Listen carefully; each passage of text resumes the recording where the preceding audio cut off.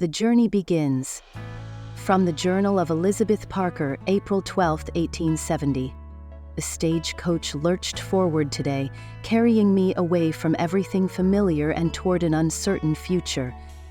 St. Louis had been but a brief stopover, a last grasp at civilization before plunging into the wilderness. As I settled onto the hard leather seat, I clutched my reticule close, feeling the letter of employment within. Dust Creek, Colorado awaits me with 20 eager students in a small cottage behind the schoolhouse. The enormity of what I'd done struck me as the buildings of St. Louis faded behind us. 3 weeks ago, I was still in Boston, still surrounded by the ghosts of what might have been. Every street corner held memories of Alex, every sympathetic glance from friends and neighbors a reminder of my status as the woman whose fiancé died in that horrible factory collapse. Some whispered it was God's judgment for my encouraging him to take such dangerous employment. Perhaps it was. The guilt weighs on me still. My fellow passengers seem indifferent to my inner turmoil. The salesman, Mr. Hargrove, he announced to us all without invitation, talks incessantly of his patented tonics and elixirs. His mustache twitches with excitement when he speaks of the fortunes to be made in frontier towns. The elderly couple, the Pembrokes, sit across from me, her hands folded primly over a beaded handbag, him with a distinguished silver walking stick, despite appearing quite spry. Neither has spoken above a whisper since boarding. The cattle buyer occupies the corner, staring out the window with hard eyes, responding to Mr. Hargrove's attempts at conversation with grunts. The countryside changed dramatically by midday. Gone were the neat farms and familiar deciduous trees of the east. The horizon stretched impossibly far, an ocean of grass swaying in the wind. I've never seen such openness. In Boston, buildings and trees always frame one's view. Here, the sky dominates everything. It is a vast blue expanse that seems both exhilarating and terrifying in its boundlessness. April 13th, 1870. I woke this morning with muscles I didn't know I possessed aching from yesterday's journey. The roadhouse where we stopped was crude but clean, though I scarcely slept with the unfamiliar sounds. Coyotes calling in the distance, and the creaking of the wooden building as it cooled in the night air. Mrs. Pembroke kindly shared her lavender water, which provided some small comfort. Back in the coach this morning, Mr. Caldwell, our driver, pointed out a dark smudge on the horizon. A buffalo herd, he explained. Within the hour, we found ourselves stopped as hundreds of the massive beasts crossed our path. The ground itself trembled with their passing. Mr. Hargrove complained bitterly about the delay, but I found myself transfixed. Such a magnificent creature, like something from ancient times. Mr. Pembroke informed me that 5 years ago, such herds would have taken days to pass. The cattle buyer merely muttered something about progress and spat out the window. Later, Mr. Caldwell suddenly pulled the team to a halt and reached for his shotgun. Riders appeared on a distant ridge. They watched us for several long minutes before disappearing over the hill. When Mrs. Pembroke asked if they were Indians, Mr. Caldwell shook his head. Worse, he said, though he refused to elaborate further. The cattle buyer checked his revolver after that, and a heavy silence fell over our group. April 14, 1870. We arrived at Miller's Station as the sun set. A desolate outpost consisting of little more than a low building of rough-hewn logs and a stable. The beds were simply straw mattresses separated by hanging blankets, but after 2 days of travel, I was grateful for any respite from the constant motion of the coach. At supper, which was a surprisingly tasty stew, I overheard the station master speaking in hushed tones with Mr. Caldwell. A stagecoach had been attacked 3 weeks ago, some 50 miles north of here. No survivors were found, though the coach and horses were left behind. "Third one this year," the station master said. Mr. Caldwell cast a worried glance at our group. I pretended not to notice, but my appetite vanished immediately. Later, unable to sleep, I wandered into the common room, empty save for the dying fire. While warming my hands, I noticed a small leather journal wedged between the cushion and arm of a chair by the hearth. Its pages were blank save for a name inscribed on the inside cover, "Property of J.B." The leather was soft, well made. It was not something one would intentionally abandon. On impulse, I took up a pencil from the nearby side table. I cannot explain what possessed me to write in a stranger's journal, but something about the emptiness of these pages, like the emptiness of the prairie, invited confidences. To whoever finds this journal, I am heading west on the St. Louis to Silver Creek line, leaving behind the only life I've known for an uncertain future. Today I saw buffalo for the first time, hundreds of them crossing our path like a river of dark fur and dust. I've never witnessed anything so wild and magnificent. Is it strange that I felt a kinship with them, moving across this vast landscape towards some destination known only to them? I wonder about the owner of this journal. Did you leave it behind intentionally, or are you even now lamenting its loss? Perhaps neither of us belongs to the places we're heading, just as this journal belongs to neither of us fully. The prairie at sunset was the color of a ripe peach, and for the first time in a year, I felt something other than grief. I felt possibility. A fellow traveler, EP.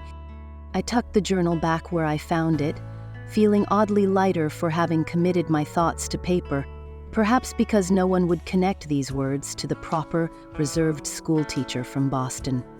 Tomorrow we head deeper into the frontier, and I find myself strangely eager for what lies ahead. April 15th, 1870. This morning brought my first true test of frontier fortitude. The station's washing facilities consisted of a single tin basin with water that could charitably be described as room temperature. Mrs. Pembroke caught my expression of dismay and whispered, "One adapts surprisingly quickly, my dear." She spoke with the authority of experience, causing me to wonder about her past. The Pembrokes carry themselves with Eastern refinement, yet they navigate this rugged landscape with unexpected ease.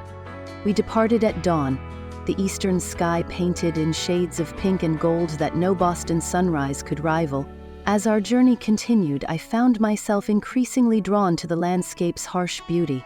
Rocky outcroppings rose from the prairie like the spines of buried behemoths. Delicate wildflowers, brilliant splashes of yellow, purple, and white, somehow thrived in this seemingly inhospitable terrain. Mr. Hargrove spent the morning regaling us with tales of frontier ailments his tonic supposedly cured. Frontier fever, he called one malady with particular gravity. Mrs. Pembroke caught my eye and subtly rolled her own, causing me to hide an unexpected smile behind my handkerchief. Just before noon, we spotted a lone rider following our trail. Mr. Caldwell increased our pace, and the cattle buyer, Mr. Reed, I finally learned, kept his hand near his coat pocket where his revolver was concealed. The rider maintained his distance throughout the afternoon, finally veering away as we approached the next station. "Likely just a scout," Mr. Caldwell explained as he handed me down from the coach. "Nothing to fret over, Miss Parker." But his eyes told a different story, scanning the horizon with obvious concern before ushering us quickly inside. I noticed he stationed himself by the window during supper, his shotgun within easy reach. The station master's wife, a careworn woman with kind eyes, took me aside after the meal. "Best keep your valuables close, miss," she advised in a low voice. "These are uncertain times on the frontier." She glanced around before continuing. "There's talk of organized bandits working these routes. They're particular about which coaches they take, like they're looking for something specific." Her words chilled me more than the evening air. What could bandits be searching for on these desolate routes? Surely there are more profitable targets elsewhere. I retired to my corner early, though sleep proved elusive. April 16, 1870. 3 days into my journey, and already Boston feels like a distant memory. I find myself adapting to this new existence, the endless rhythm of the coach, the sparse comfort of way stations, and the ever-changing landscape. My back no longer aches quite so fiercely, and I've learned to brace myself against the coach's more violent lurches. Today we passed an abandoned homestead, its windows dark and empty, the door hanging askew. No explanation was offered, and I didn't ask. The stark reminder of how precarious life is out here sat heavy in my thoughts all afternoon. Alex had spoken of going west together after we married. Would we have ended up in such a place, fighting a losing battle against this unforgiving land? Or would his strength combined with my determination have carved out something lasting? Such thoughts serve no purpose now. Dusty Creek awaits, and with it a chance to be useful again, to shape young minds instead of dwelling on what cannot be changed. Tonight we stay at Crawford's Junction, a somewhat more substantial way station with actual glass windows and separate rooms for female travelers. I even indulged in the luxury of a proper bath, though the water was tepid and the soap harsh. Still, as I settle onto my narrow bed, I feel almost civilized again. Tomorrow we travel through more desolate country, Mr. Caldwell warned us. The next station is a full day's journey without stops. I cannot help but wonder if the mysterious journal owner will ever find my impulsive note, or if those words will remain unread, like so many thoughts and feelings I've kept locked inside since Thomas's death. For now, this journal, my own, purchased in St. Louis, will hold the true account of my journey and whatever awaits in Dusty Creek. Perhaps someday I'll look back on these pages and recognize this journey as the beginning of something, rather than an escape from what ended. Growing Connection. From the Journal of Jackson Owen, April 17, 1870. Found my journal today, 3 days after realizing I'd left it behind at Miller Station. Mr. Caldwell's eastbound route brought it back to me, tucked in the same chair where I'd forgotten it. Was about to slip it into my saddlebag when I noticed someone had written in it. A woman, judging by the neat, flowing script. E.P. She signed herself, "A fellow traveler heading west." It's a strange feeling, reading a stranger's thoughts. Her words about the buffalo struck me. She called them magnificent, sensing their wildness. Most Eastern folk just see them as obstacles or targets. This EP sees things differently. Her mention of grief caught my attention too. What sorrow drives her west? The same that drives so many of us, I suppose. The hope that distance might lessen pain. I've spent the day watching the landscape roll past in reverse of her journey. The same prairie that felt like freedom to her feels like a reckoning to me. Every mile east brings me closer to testifying in St. Louis, to facing down ghosts I've spent 5 years outrunning. Found myself writing back to her tonight, to EP. You're right about the buffalo. They're dwindling now, the great herds breaking apart year by year as hunters take their toll. In '65, right after the war, I rode alongside a herd for 2 days without seeing its end. Last year, that same migration passed in half a day. You saw the prairie as the color of a ripe peach at sunset. Heading east, I watched it at dawn, the color of a fresh bruise healing at the edges. Perhaps that's the difference between heading towards something and away from it. The journal is indeed mine, though I reckon it belongs more to the Stagecoach now than either of us. I'm curious what other observations you'll make of this country. It reveals itself differently to each traveler. J. O. It seemed foolish after I wrote it, leaving words for someone I'll never meet. But I tucked it back in the seat cushion anyway. Something fitting about sending thoughts into the wilderness with no certainty they'll find harbor. April 18, 1870. I crossed paths with a westbound military patrol today. A young lieutenant, barely old enough to shave, warned us about increased Cheyenne activity north of the trail. I found myself studying his uniform, remembering the weight of those brass buttons on my own shoulders. The cattle merchant across from me noticed my attention and asked if I'd served. Nodded but offered nothing more. Some questions lead to conversations I've no interest in having. The coach felt confining after that, too many memories pressing in.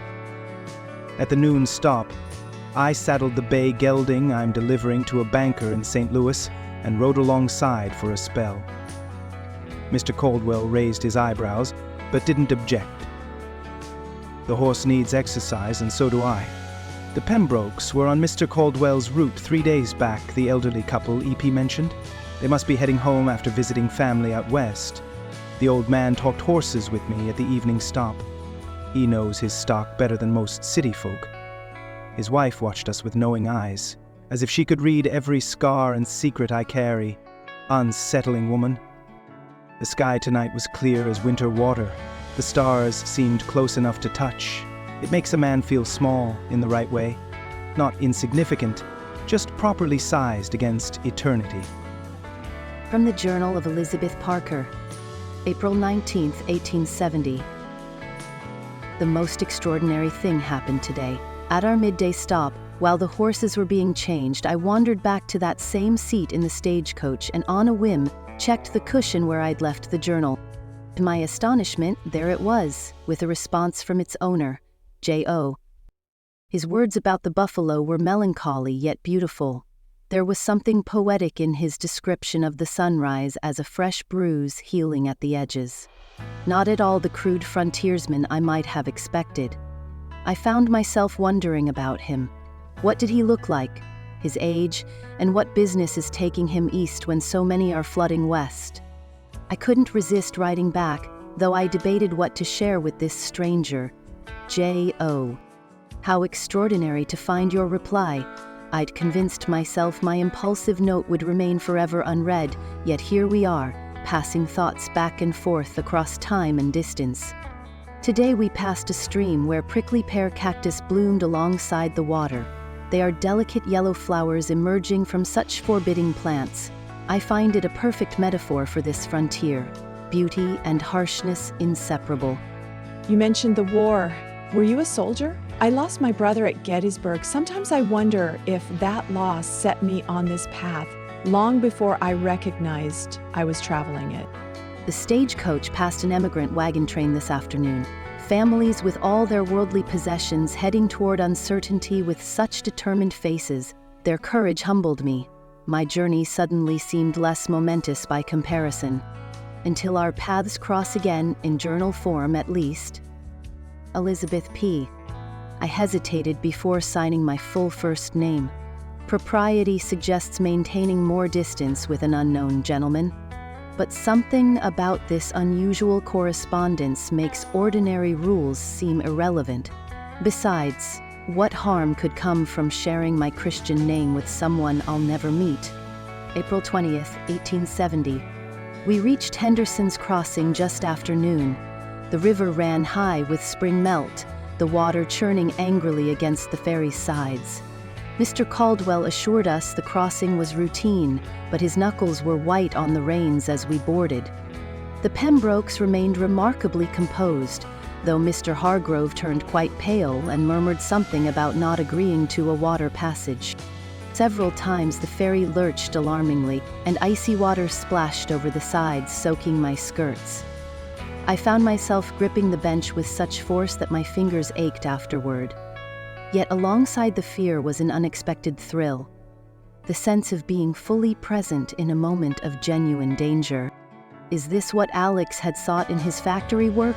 That heightened awareness of one's own mortality that somehow makes life seem more vivid? If so, perhaps I judged him too harshly for taking such risks.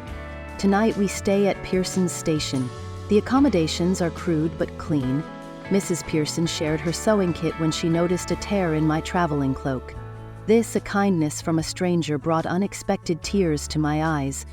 I've been self-sufficient for so long that genuine assistance feels foreign. I wonder if J.O. will find my latest note, or if our brief correspondence has already ended. From the Journal of Jackson Owen, April 22nd, 1870. I nearly died yesterday. The little muddy river lived up to its name and then some. The spring runoff turned it into a raging torrent, and halfway across the ferry ropes snapped. I thought for certain we'd be swept downriver, but Mr. Caldwell and I managed to secure a line to a tree on the eastern bank. My cavalry water training finally proved useful in peacetime. The stagecoach nearly overturned when we dragged it ashore, waterlogged and listing badly. We lost half a day drying out supplies and repairing a broken axle. The passengers were mostly stoic, though the land speculator complained incessantly. It is hard not to contemplate how quickly life can turn, one moment on solid ground, the next fighting the current. found Elizabeth P.'s latest entry when we finally resumed our journey. Her mention of her brother at Gettysburg sat heavy in my chest. I wonder which regiment he served in. Was he one of the thousands who fell during Pickett's charge? Or perhaps earlier, during the first day's desperate fighting? It doesn't matter which. The battlefield claimed too many good men from both sides. I wrote back while the others slept at tonight's way station, Elizabeth. Your words found me after a close call at the Little Muddy. The ferry rope snapped mid-crossing and we nearly joined the spring runoff. It makes a man reconsider what matters when the water's rising around his boots. Yes, I served as captain in the 6th Michigan Cavalry. I saw too much, survived when better men didn't. I'm sorry about your brother. Gettysburg was a special kind of hell. If it offers any comfort, even those of us who walked away left pieces of ourselves on that field. The prickly pear you described. I've always admired them. Frontier plants don't waste energy on pretense. Everything serves a purpose, even the thorns. Unlike back east, where appearances matter more than substance. I saw an antelope herd at dawn today, moving like smoke across the distance. It made me think of your buffalo. The land reveals different treasures depending on which direction you're facing. Where is this westward journey taking you? What waits at the end of your trail? Jackson O. Signing my full name felt right, though I'm not sure why. Something about her mention of Gettysburg demanded honesty in return. From the Journal of Elizabeth Parker, April 23, 1870. Something extraordinary happened tonight. We'd stopped at Cottonwood Station after a grueling day's travel. The sky had threatened rain since noon, and everyone's spirits were dampened by the prospect of muddy roads tomorrow. After a tasteless supper, I stepped outside for a breath of air before retiring. The night was unusually dark, clouds obscuring the moon and stars. As I gazed eastward, strange lights appeared on a distant ridge. They were flickering blue-white flames that moved in formation. They appeared so suddenly that I gasped aloud, drawing Mr. Caldwell's attention. When I pointed them out, his weathered face drained of color. He gripped my arm, steering me back toward the station door with unusual urgency. "Best get inside, Miss Parker," was all he said, though his eyes remained fixed on those distant lights. I asked what they were, but he shook his head sharply and would say nothing more. Later, as I prepared for bed, Mrs. Pembroke approached. With a quick glance to ensure we weren't overheard, she whispered, "The lights were ghost riders." Her expression was solemn, without a hint of jest. "They appear where violence has occurred, the unquiet dead still patrolling, still seeking justice." She would say no more, despite my questions. I've always prided myself on rational thinking, yet I cannot explain what I saw. The lights moved with purpose, with intelligence. A chill remains between my shoulder blades even as I write these words. April 24, 1870. I found Jackson's reply this morning. My hands trembled as I read his words. He had been a cavalry captain. I'd never have guessed. There's a gentleness in his writing that seems at odds with a military man. His description of the antelope was lovely, and his question about my destination seemed genuinely interested rather than merely polite. I wrote back immediately. Jackson, I'm relieved to hear you survived your river ordeal. The Little Muddy awaits me in the days ahead, and I confess your tale has made me apprehensive. I've never been a strong swimmer, having grown up in Boston, where proper ladies rarely venture into the water. I'm bound for Dusty Creek, Colorado, where I've accepted a position as the school teacher. After my fiancé's death last year in a factory accident, Boston held too many memories. Teaching has always been my calling, and the frontier needs educated women willing to shape young minds. Last night I witnessed something I cannot explain. There were lights moving across a distant ridge, like spirits on patrol. Mr. Caldwell refused to discuss it, but Mrs. Pembroke called them ghost riders. Have you encountered such phenomena in your travels? I've always considered myself rational, yet I cannot dismiss what I saw. The land grows more rugged as we continue west. Yesterday we passed towering red rock formations that seemed sculpted by divine hands. I sketched them poorly in the margins of my book, wishing I possessed greater artistic talent. Does your eastward journey have a particular destination, or are you simply following the trail where it leads? Elizabeth. I tucked the journal back in its hiding place, wondering if our paths might literally cross at some point. Would I recognize him if we passed on the trail? Would he somehow know me? Such fanciful thoughts for a practical school teacher. We depart early tomorrow. The terrain grows more challenging, Mr. Caldwell warns us.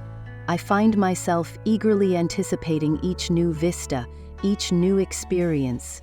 For the first time since Thomas's death, I'm looking forward rather than back. Revelations, from the Journal of Jackson Owen, April 25, 1870. The weight of St. Louis grows heavier with each eastbound mile. In 3 days' time, I'll face Colonel Thorne across a courtroom. 5 years since Broken Creek, and still the nightmares come. I still hear the screams. I still smell the smoke. I found Elizabeth's latest entry this morning. She is a school teacher. It's somehow fitting. There's an earnestness in her words that speaks of someone who believes in possibilities. She is heading to Dusty Creek, Colorado. Knowing her destination gives her presence in my mind a strange solidity. She's no longer just flowing script in my journal, but a person with purpose, heading toward a place I know. I have passed through Dusty Creek twice with horse shipments. It's a decent town with good water and better people.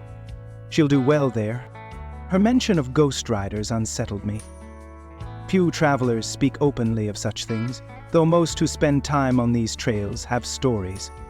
I saw them once myself. Winter of '67, north of Fort Laramie. I saw blue flames where no fire should burn, moving against the wind. The Lakota scout traveling with us called them warriors who refuse the other side. Elizabeth has keen eyes to notice what many dismiss. April 26, 1870. The land flattens as we move east, as if the continent itself is sighing, settling down. It's hard not to feel exposed out here where a man can see trouble coming for miles. Perhaps that's why I felt the riders, before spotting them. 3 horsemen appeared on our back trail around midday, keeping a steady pace. Mr. Caldwell noticed too. He kept checking over his shoulder, pushing the team harder than usual. When they closed within rifle range, he stopped pretending they weren't there. The chase lasted 2 hours, our horses lathered and heaving, but Mr. Caldwell's steady hand kept us moving. The riders finally broke away when we approached Willow Creek Station, disappearing south into broken country. The station master claimed ignorance when asked about strangers matching their description. His eyes shifted too much for truth. I checked my Remington twice before turning in, then lay awake staring at shadows until dawn. It's not the first time I've been tracked since leaving Fort Collins, but this is the closest they've gotten. It has to be Thorne's men. His trial begins next week, and I'm the primary witness. The Army ruled our unit's actions justified 5 years ago, but civilian courts move slower. Now Thorne faces charges for what happened at Broken Creek. It would be easier to disappear and leave it buried, but there are 27 graves that won't let me.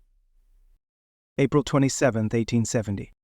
Elizabeth deserves to know what kind of man she's corresponding with. I found myself writing the full, ugly truth tonight. Elizabeth, your ghost riders are real enough. Most old-timers on these trails have seen them. Some say they're the spirits of soldiers who never found their way home after the war.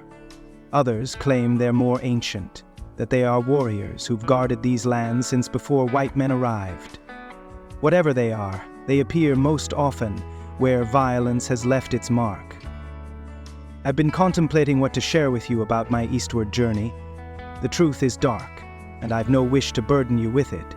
Yet something in me rebels at leaving you with false impressions of who you're sharing words with. I'm heading to St. Louis to testify in a military tribunal. During the final months of the war, my cavalry unit was dispatched to protect settlers along the Kansas border. Among our officers was a Major Silas Thorne, a man who viewed the chaos of war as an opportunity for personal gain. At a settlement called Broken Creek, we arrived to find that Thorne had reached it before us. He and several loyalists had attacked the homesteads, planning to blame it on deserters while they stole valuables and livestock. We interrupted their butchery, but not before 27 civilians, men, women, and children, lay dead. In the confusion that followed, Thorne managed to twist the narrative, accusing my men and me of the massacre. Though a military inquiry eventually cleared us, the stain remained. For 5 years, Thorne has evaded full justice, while I've carried the whispers, the sidelong glances, and the name Butcher of Broken Creek spoken behind my back. Now he finally faces civilian prosecution, and I must speak for those who cannot. Each night their faces visit my dreams. I wonder if testifying will finally quiet them, or if some debts can never be paid in full. This is why I trade in horses now, moving constantly. It's harder to hit a moving target, both for Thorne's allies and for the memories that pursue me. Jackson. I've likely said too much. Forgive the darkness of this entry. P.S. I'm enclosing a pressed Indian paintbrush flower I found yesterday along the trail. Its resilience in this harsh country reminds me of what you described in your prickly pear. Beauty emerging from adversity. I almost didn't leave the journal after writing this. No woman of good standing needs her traveling journal stained with accounts of massacre and betrayal. But I've grown to value Elizabeth's perspective too highly to offer her comfortable lies. It's better she knows the man behind these words, even if it ends our correspondence. From the Journal of Elizabeth Montgomery, April 28, 1870. The weather has turned against us with startling ferocity. What began as morning flurries transformed into a full blizzard by noon. In late April, of all things, Mr. Caldwell fought the conditions valiantly, but finally admitted defeat when visibility dropped to mere feet. We've taken refuge at Blackwater Station, a crude but sturdy outpost currently housing our stagecoach party and 2 fur trappers caught in the same storm. Mrs. Pembroke explained that late snowstorms are not uncommon in these high plains, though this one's intensity surprises even her.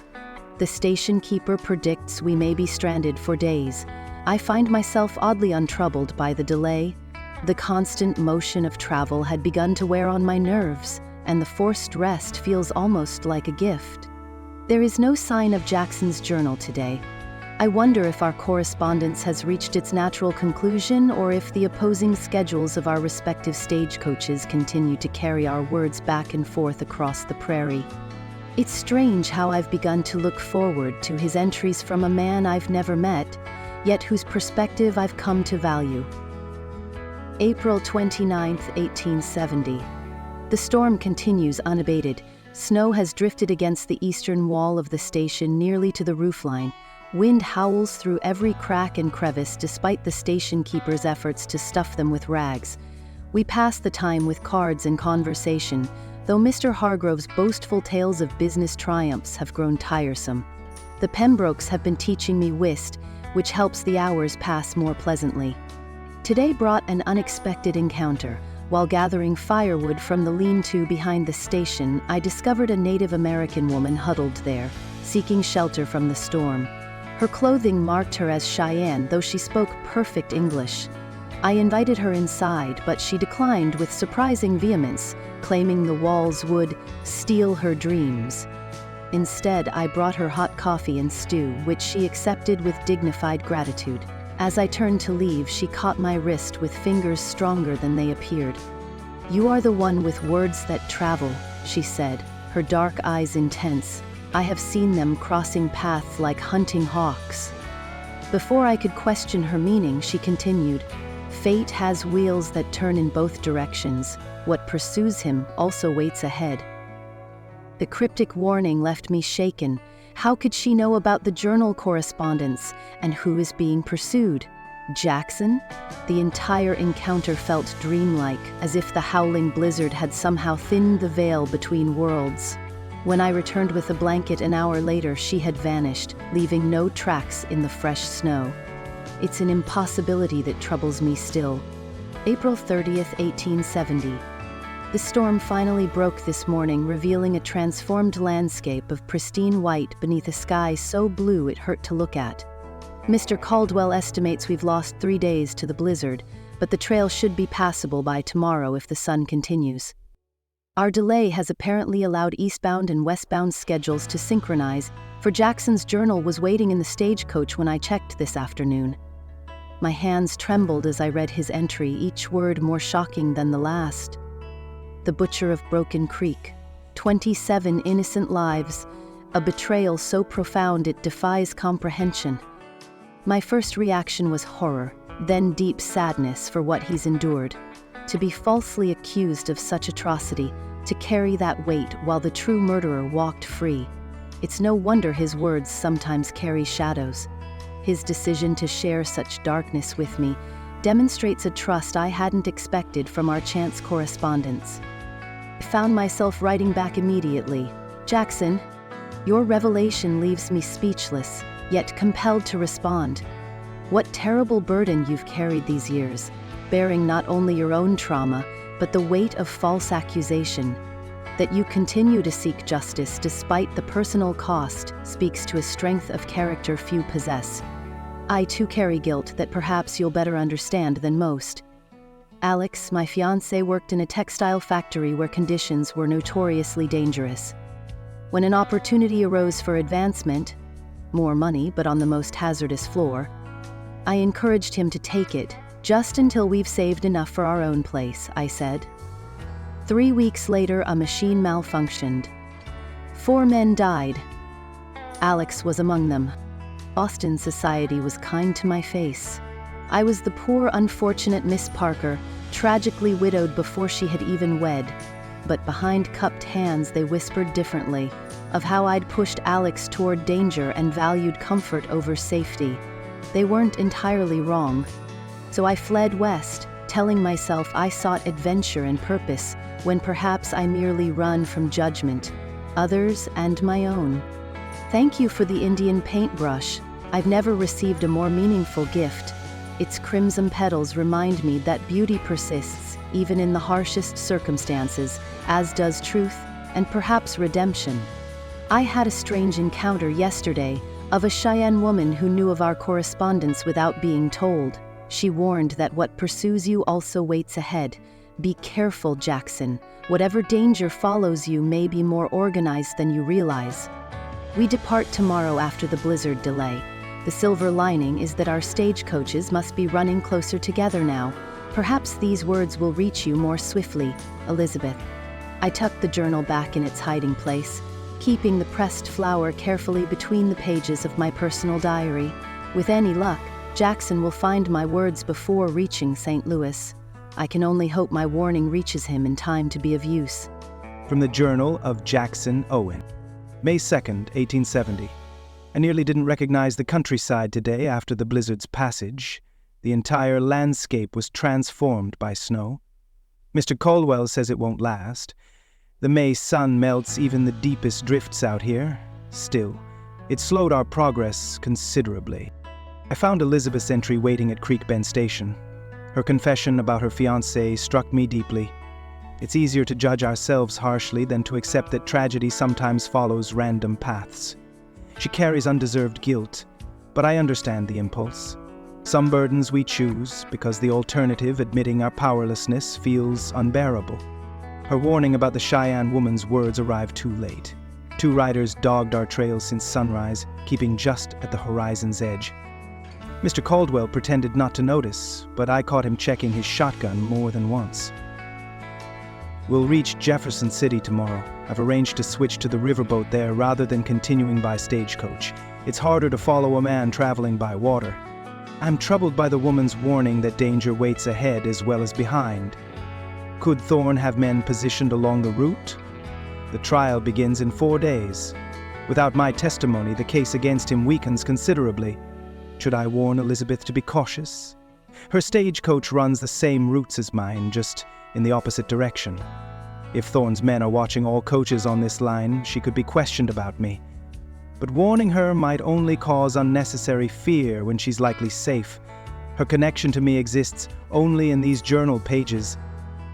I wrote a brief entry before turning in. Elizabeth, your understanding means more than you know. Few have heard the full account of Broken Creek and responded with compassion rather than suspicion. Don't carry guilt for Alex's choice. A man makes his own decisions, weighing opportunity against risk. Your encouragement came from love and hope for your shared future. The factory owners who maintain dangerous conditions bear responsibility, not you.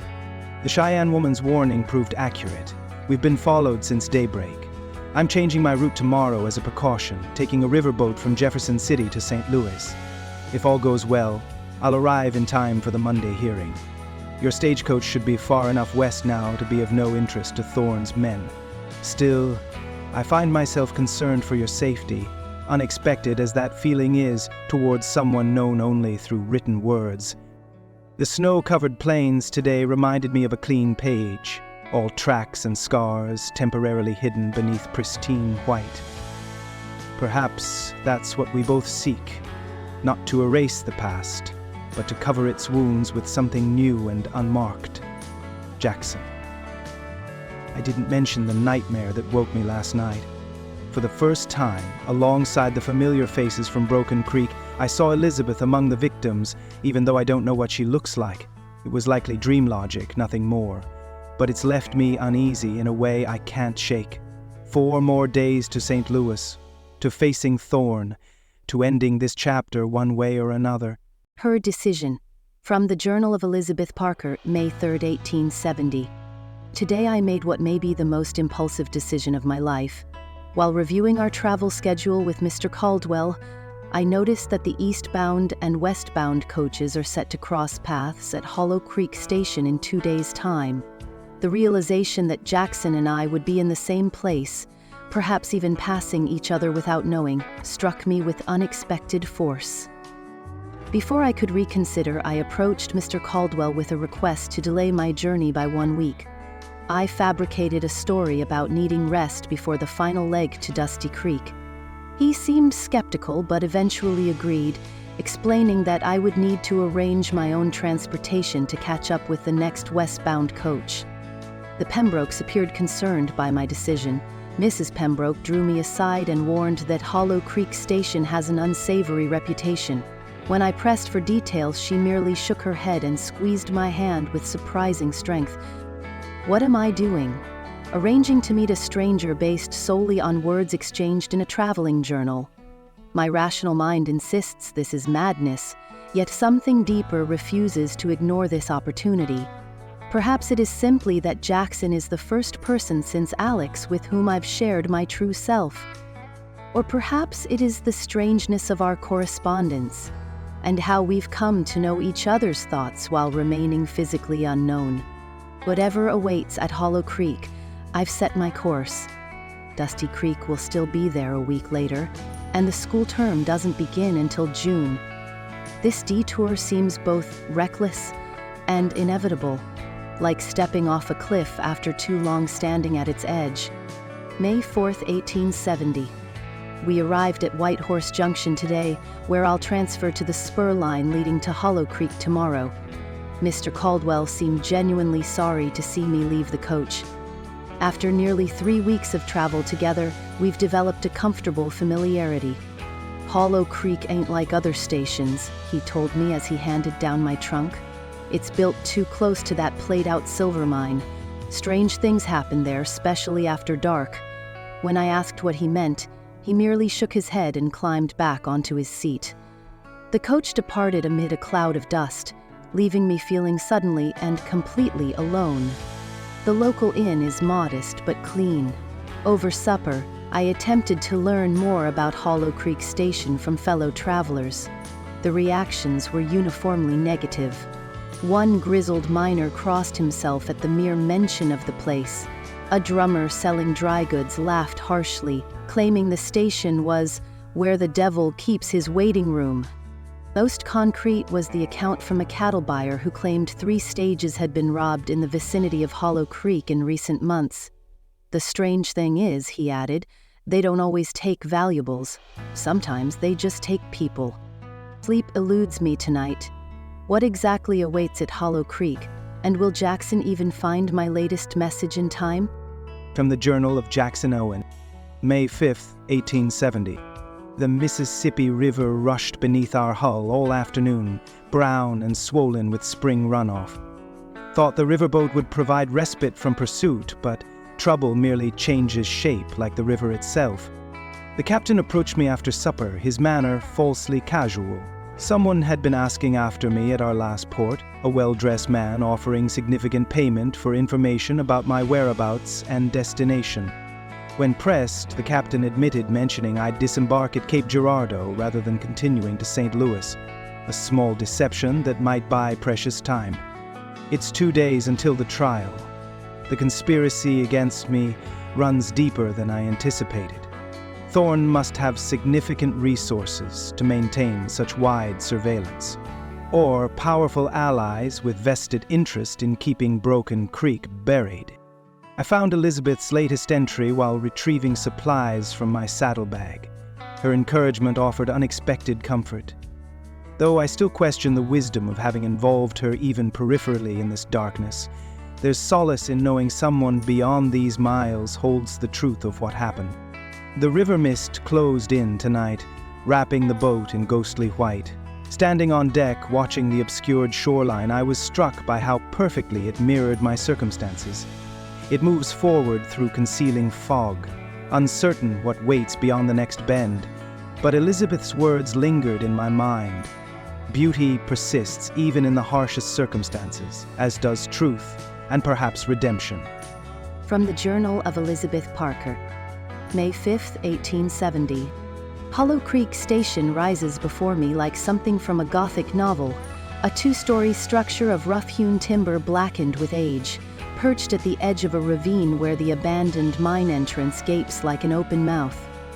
The nearby creek runs rust-colored over stones, stained by minerals from the old diggings. The station keeper, Mr. Thorne, seemed startled by my arrival on the afternoon stage. His initially suspicious demeanor softened when I explained my arrangement to wait for next week's westbound coach. His wife emerged from the kitchen, a striking dark-haired woman, perhaps 5 years my senior.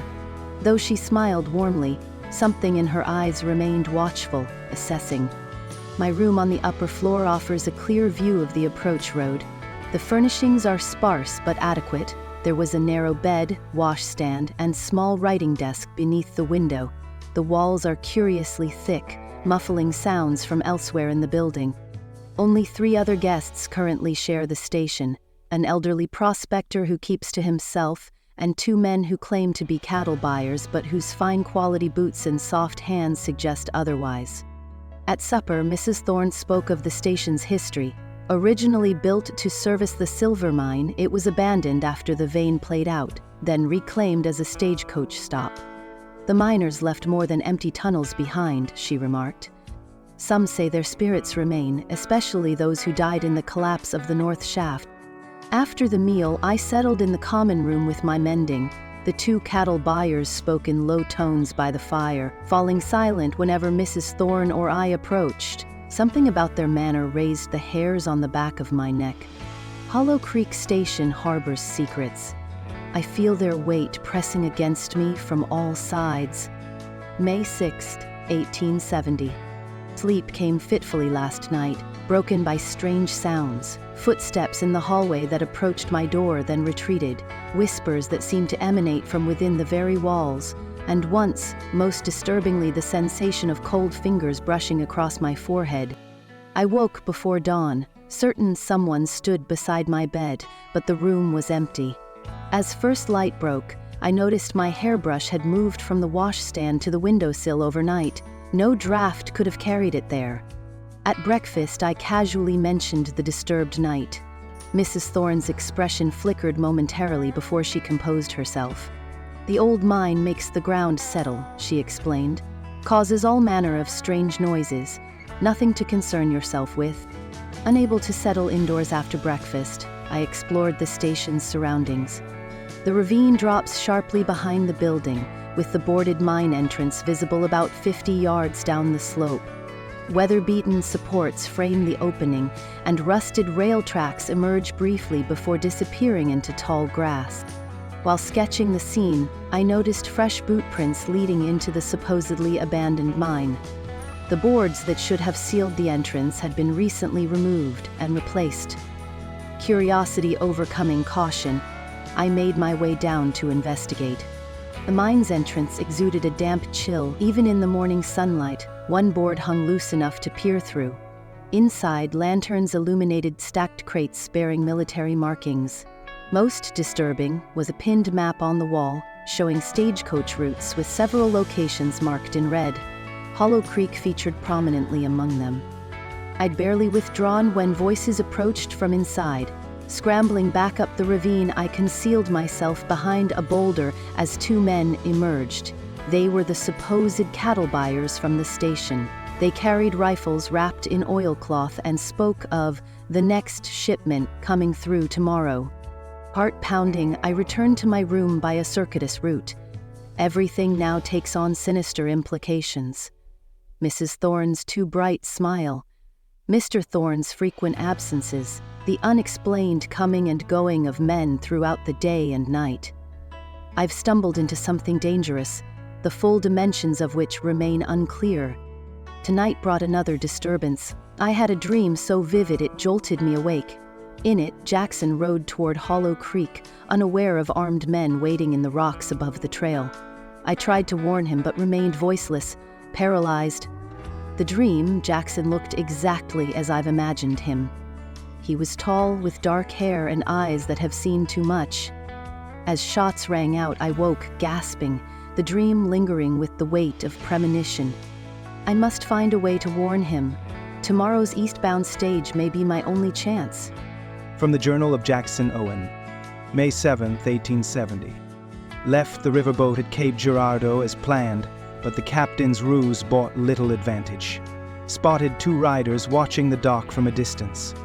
Rather than taking the direct road to St. Louis, I cut north through timber country, following game trails where horsemen would leave obvious tracks. By nightfall, I reached a small settlement where the station master at the telegraph office confirmed my growing suspicion. Stagecoaches along the western route have been systematically intercepted over the past month. Not random robbery, but targeted stops, with specific passengers removed. 3 former members of my unit have disappeared while traveling. The pattern is unmistakable. Someone is eliminating witnesses before the trial. The station master mentioned a name that chilled my blood. Major Gregory Hendricks, Thorne's second-in-command at Broken Creek. He was rumored to be operating from somewhere along the western route. It could be mere coincidence, but experience has taught me otherwise. Slept in the livery stable rather than the hotel my Remington loaded beside me. Tomorrow I'll continue to St. Louis via the least expected route. The tribunal convenes the day after next. Too many have died for me to fail now. May 8th, 1870. I found Elizabeth's journal waiting at Coopersville, the small trading post where our paths were scheduled to cross. Her entry begins with mundane observations but transforms into something that stopped my breath. Jackson. I pray this reaches you in time. Hollow Creek Station is not what it seems. The proprietor, Mr. Thorne, and his wife harbor secrets darker than the mine shaft behind their establishment. I've discovered cached weapons and maps marking stagecoach routes in the supposedly abandoned mine. Men come and go at all hours, speaking of shipments and acquisitions. Their interest extends beyond mere robbery. They seek specific passengers. I heard your name mentioned this morning between Mr. Thorne and one of his men. Most disturbing was a man who arrived yesterday. He was tall, with a military bearing and a distinctive scar across his right cheek. The others deferred to him with unusual respect. He examined the stage schedules with particular attention to the eastbound routes to St. Louis. I've arranged passage on tomorrow's coach, having seen enough to know Hollow Creek is no place for any traveler, least of all me. My original plan to wait for you was pure foolishness. Whatever connection we've formed through these pages cannot justify risking your safety or mine. Avoid Hollow Creek at all costs. Take alternate routes to St. Louis. I fear these men are connected to your Broken Creek testimony, eliminating witnesses before they can speak truth to power. If you find this in time, stay away. Elizabeth. Her warning arrived mere hours before I would have taken the northern route through Hollow Creek. The description of the scarred man matches Hendricks exactly. Elizabeth's foolish decision to wait may have saved my life. More troubling still is the name she provided. Mr. Thorne. It could be coincidence, but Silas Thorne has a cousin, Marcus, who served briefly under his command. The connections grow more sinister with each revelation. Elizabeth has placed herself in extraordinary danger. If Hollow Creek is indeed Hendricks' base of operations, her observations will not have gone unnoticed. Her planned departure tomorrow may already be too late. I've altered my course accordingly. St. Louis and the trial must wait. Elizabeth's safety has unexpectedly become my most pressing concern. It is strange how words on paper have forged a connection that compels action, drawing me toward rather than away from danger. I will ride for Hollow Creek tonight. The main approach will be watched, but I know these lands well enough to find less traveled paths. With luck, I'll reach the station before Elizabeth's departure, though what awaits there may be beyond my ability to face alone. Left a final entry in the journal, knowing she may never read it. Elizabeth, your warning received just in time. The scarred man you described is Major Hendricks, Thorne's accomplice at Broken Creek. Your presence at Hollow Creek places you in grave danger. They will not allow a witness to simply leave. Do not board tomorrow's coach. Find a reason to delay. I'm en route via the Eastern Ridge Trail and should arrive by nightfall. Together we stand better odds than apart. You've shown remarkable courage. Now show patience as well. Wait for me. Jackson. The journal remains in the station's hiding place. Whether Elizabeth finds my response depends on paths neither of us fully controls. It is strange to think how chance brought our words together, and how much now hangs upon the same fragile thread of circumstance. Confrontation and Connection, from the Journal of Elizabeth Parker, May 9, 1870. I write these words by candlelight, hidden in the small storeroom behind the kitchen at Hollow Creek Station. The events of the past 24 hours have unfolded with such speed and violence that I scarcely know where to begin. Yesterday afternoon I was packing my belongings in preparation for today's eastbound stage when Mrs. Thorne appeared at my door. Something in her manner had changed, the careful pleasantness replaced by tightly controlled fear. She glanced down the hallway before speaking in hushed tones, warning me that her husband had instructed the men to detain me after breakfast. They had discovered my excursion to the mine. She pressed a small key into my palm. It is for the storeroom behind the kitchen, she explained, a hiding place if needed. Then she was gone, leaving me to wonder about her unexpected betrayal of her husband's plans. Sleep proved impossible. I spent the night arranging and discarding plans. By dawn, I had settled on feigning illness to avoid the morning stage, then attempting to slip away once attention turned elsewhere. With no horse of my own, escape seemed doubtful, but immobility guaranteed capture. At breakfast, I played my role, clutching my stomach and barely touching my food. Mr. Thorne watched with narrowed eyes but offered solicitous words. The scarred man, Mr. Hendricks, as Jackson named him, studied me with cold calculation that made my skin crawl. I had just returned to my room when gunfire erupted outside. From my window I glimpsed riders approaching from the eastern ridge. There were at least half a dozen men wearing cavalry blue. In the confusion that followed, I seized my valise and slipped downstairs to the kitchen. The storeroom key worked as promised. For hours I huddled among sacks of flour and dried beans, hearing shouted commands and occasional gunfire. Then silence fell, more terrifying than the chaos preceding it. When the storeroom door finally opened, I raised a cast-iron skillet in desperate defense, only to find myself face to face with a dark-haired man, whose eyes I recognized instantly, though we'd never met. Jackson Owen stood before me, blood staining his left sleeve, exhaustion etched in the lines of his face, yet his eyes held the same thoughtfulness, the same quiet strength I'd come to know through his written words. Elizabeth, was all he said, but my name in his voice confirmed everything I'd somehow known about him. The cavalry patrol was led by Captain Reeves, a former comrade of Jackson's who had been investigating the Stagecoach robberies. Jackson had reached him via telegraph just before arriving at Hollow Creek. Their arrival coincided with the execution of Hollow Creek's dark purpose, the ambush of the eastbound stage carrying an army colonel bound for Thorne's tribunal. Mr. Hendricks was wounded but captured. Mr. Thorne was also arrested, but not before the exchange of gunfire. Mrs. Thorne, I learned, had been feeding information to Captain Reeves for months, trapped in a marriage to a man whose true nature revealed itself only after their vows were exchanged. Tonight we remain at Hollow Creek, the station now an improvised military outpost. Tomorrow we ride for Fort Carson, where I'll give my testimony about what I witnessed here. Jackson insists on escorting me personally, though his presence is urgently requested in St. Louis. His concern for my safety apparently outweighs even the tribunal that has consumed his thoughts for years. I should be terrified after today's events. Instead, I feel strangely calm, as if the worst storms have broken and cleared the air. Perhaps it is simply the presence of Jackson. He is no longer words on a page, but a man of flesh and blood, whose reality matches so perfectly the person I came to know through his journal. May 12, 1870. 3 days at Fort Carson have passed in a whirlwind of depositions and official statements. My testimony, combined with documents recovered from Hollow Creek, has apparently provided the final evidence needed against both Mr. Thorne and Mr. Hendricks.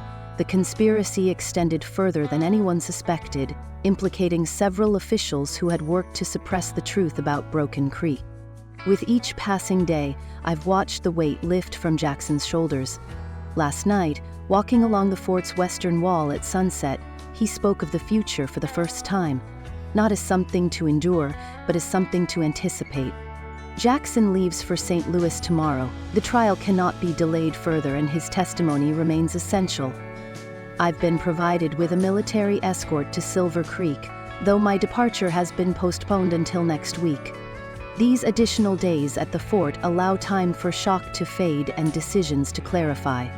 During our evening walks, a connection has grown between us that transcends our written correspondence. His hand sought mine yesterday as we watched the sunset paint the distant mountains gold. The simple touch affected me more profoundly than any words could express. Tonight he showed me the stars from the fort's observation tower, naming constellations with the easy knowledge of a man accustomed to navigating by their light. When he pointed out the North Star, the constant star around which the others wheel, his eyes held mine with unmistakable meaning. What began as words exchanged between strangers has blossomed into something neither of us anticipated but both now acknowledge. He speaks of visiting Silver Creek after the trial concludes. I find myself counting the days until that possibility becomes reality. From the Journal of Jackson Owen, May 13, 1870. I departed Fort Carson at dawn, the image of Elizabeth waving from the gates burned into my memory. It's been 5 days since Hollow Creek, since the woman whose words had captivated me stepped from that storeroom with a raised skillet and determination blazing in her eyes. Reality exceeded everything imagination had conjured. Her bravery at Hollow Creek humbles me. While I brought armed reinforcements, she had survived on wits alone, navigating a viper's nest without protection. The military investigators continue to marvel at her detailed observations, the weapons cache, the marked maps, and the overheard conversations that will now dismantle the rest of Thorne's network. I ride for St. Louis with Captain Reeves and 4 of his men, our route direct and well guarded. The countryside passes in a blur of spring green, and my thoughts continually returning to Fort Carson. I think of Elizabeth's smile as we walk the perimeter at sunset, her hand in mine, small but strong, the moment on the observation tower when the stars above paled compared to the light in her eyes. For 5 years, I've lived with one purpose, to bring justice for Broken Creek's dead. Now, with that goal nearly accomplished, new possibilities unfold before me. The horse trading business in Colorado has proven profitable. Dusty Creek lies less than 2 days' ride from my current base in Fort Collins. A man might find reasons to travel such a distance regularly, especially if a certain school teacher welcomed his visits. Tonight we camp by a clear stream, the fire casting dancing shadows. Captain Reeves remarked that I seemed changed, lighter somehow. How could I explain that a journey begun in pursuit of justice has somehow transformed into something else entirely? That words exchanged in a traveling journal have altered my course more profoundly than any military order ever could? Elizabeth asked if I believe in fate during our last evening together. I've never been one for such notions. Life seemed more a series of brutal coincidences than divine plan. Yet I cannot deny the extraordinary circumstance that brought our paths together. A forgotten journal, words left for a stranger, a decision to respond. Each small choice leading inexorably to Hollow Creek and what followed. 4 days to St. Louis, then the trial. After that, for the first time in years, a future not defined by the past. May 18th, 1870. The trial concluded today. Colonel Thorne received a sentence of life imprisonment for his crimes at Broken Creek and the subsequent conspiracy. Mr. Hendricks and 3 others face military execution. My testimony took 3 full days, every moment of Broken Creek revisited in excruciating detail. Yet with each recounting, the images lost some of their power over me. Speaking truth aloud diminished the ghosts that have haunted my dreams. After the verdict, General Harrison approached me privately. The Army wishes to formally clear my name through public declaration. A ceremony is planned for the 25th. There will be medals for myself and the men who fought beside me at Broken Creek. 5 years too late for some, whose families will receive the honors posthumously. For others, perhaps it offers the closure I'm beginning to feel. With official matters concluded, my thoughts turn westward. The morning train departs for Kansas City, where I'll retrieve my horses from the livery. From there, the familiar trail to Colorado beckons. To Dusty Creek, where Elizabeth begins her teaching position next month. In my hotel room tonight, I found myself standing before the mirror, studying the face that Elizabeth will come to know. The war and its aftermath have left their marks. I have the scar along my jawline from Shiloh, and the slight crook in my nose from a skirmish near Richmond. At 34, I'm hardly young, with gray already threading through my hair at the temples. Yet when I picture Elizabeth, it's not my appearance that concerns me, but my worthiness of her regard. She carries herself with such quiet dignity, such thoughtfulness. Her courage at Hollow Creek revealed a strength of character that matches her intelligence. What can a battle-worn cavalry officer offer such a woman? Only a heart that has somehow awakened after years of dormancy. Only a future that seems brighter for her presence in it. From the Journal of Elizabeth Parker, May 25th, 1870. Dusty Creek welcomed me today with unexpected warmth. Word of my involvement in exposing the Hollow Creek conspiracy has apparently preceded me, transforming me from unknown Eastern schoolmarm to frontier heroine in the town's estimation. The school board chairman greeted me with obvious pride, as if my adventure somehow reflected well upon their selection committee. My cottage behind the schoolhouse is simple but comfortable, with large windows facing the mountains and a small garden plot already tilled for planting. The school itself is surprisingly well equipped, with maps, a modest library, and enough slates for 20 pupils. Classes begin in just over a week, leaving me time to settle and prepare. Each evening I scan the Western Road, though I know Jackson's business in St. Louis requires time to conclude. His letters arrive with the weekly mail, each one revealing more of the man I met so briefly, yet feel I've known for months. He writes of the trial's success, of plans for his horse trading business, and of stars viewed from city windows that remind him of our night on the fort's observation tower. The connection between us defies conventional understanding, from words in a shared journal to the undeniable current that passed between us at Fort Carson. How does one explain such a bond to those who measure acquaintance by ordinary standards? The town matchmakers have already taken note of my unmarried status, mentioning various eligible ranchers and shopkeepers with practiced casualness. If they only knew my heart had already been claimed through the most improbable of courtships. June 2nd, 1870. He came today. I was planting marigolds along the cottage walkway when the sound of approaching hoofbeats drew my attention. Jackson sat astride a magnificent bay gelding leading a second horse laden with packs. The weeks since Fort Carson have refined my memory of him. The breadth of his shoulders, the quiet intensity of his gaze, and the slight smile that transforms his serious countenance. We walked together through town, his hand occasionally brushing mine in a gesture both casual and deliberate. At the small cafe, he spoke of his plans. He has a horse ranch north of Fort Collins, but close enough to Dusty Creek for regular visits. His eyes held mine across the table, asking unspoken questions about whether such an arrangement would be welcome. Later, as sunset painted the mountains in gold and crimson, we stood on my cottage porch. Jackson spoke of our improbable journey, from written words to shared danger to this moment of possibility. When he finally kissed me, it felt like the natural conclusion to a story that began with a forgotten journal and a traveler's impulsive note. He leaves tomorrow to establish his ranch, promising to return in 2 weeks. The separation seems bearable now that certainty has replaced doubt. What grew between us through written words has blossomed in person into something neither of us expected to find on these frontier trails. Tonight I unpacked the pressed Indian paintbrush he sent months ago, framing it alongside pages from our shared journal. It is a reminder of how beauty emerges from the harshest circumstances, how connection can form across distance, and how fate indeed has wheels that turn in unexpected directions. The ghost riders never appeared again after Hollow Creek. Perhaps they found peace when justice was finally served. Or perhaps, like Jackson, they discovered that moving forward sometimes requires leaving the past behind. Tomorrow I begin my new life as Silver Creek schoolteacher. Next month, Jackson returns with a proper courtship in mind. The future stretches before us.